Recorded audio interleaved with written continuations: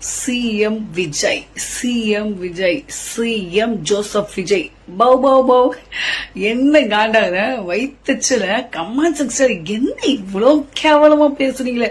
அதனாலதானே உங்களை எந்த அளவுக்கு நவுத்தி கழுவி அனுப்ப முடியுமோ அந்த அளவுக்கு கழுவி அமைச்சிருக்கேன். இன்னும் அந்த புத்தி எட்டல. எவ்வளவு ஸ்டார்ஸுங்க, எவ்வளவு செலிபிரிட்டிஸுங்க எங்கெல்லாம் இருந்தவங்க இப்ப அவரு கிட்ட வந்து நிக்கிறாங்க.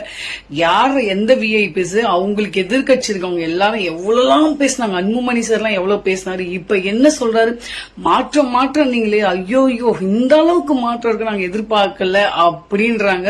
யாருக்குமே வந்து சட்டமன்றம் எப்படி இருக்குன்னு தெரியாது அப்படின்னு சொன்னவங்க இப்போ சட்டமன்றம்னா இப்படிலாம் நடக்குமா தெரிஞ்சு டிவில நடக்கிற அந்த நாடகமே டிஆர்பியே குறைஞ்சி இந்த சட்டமன்றம் போடுறப்ப அவ்வளவு இருந்தது.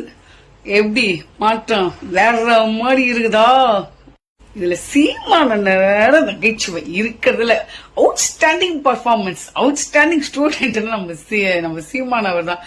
என்னதான் ஃபர்ஸ்ட் ரேங்க் எடுக்கிற பையன் இருந்தாலும் படிக்காத பையன் மேல ஒரு சாஃப்ட் காண இருக்கும்ல, அதே மாதிரிதான் நம்ம சீமான.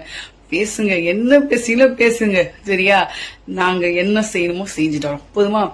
சிஎம் விஜய் தற்கூலின்றவங்க, அசிங்கசியமா பேசுறவங்க அப்படியேதான் இருப்பீங்க. இன்னும் இருக்கிறவங்க எல்லாமே வயசுன்னு வாரி கட்டின்னு மூட்டை கட்டின்னு வெளியே சீக்கிரம் கிளம்ப வேண்டிதான்.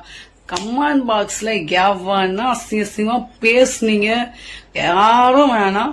எங்க டிவிக்கு தலைவங்க இருங்களே உங்களை கிழிச்சு எடுத்துருவாங்க. என்ன தலைவா, கரெக்டா வட்டா?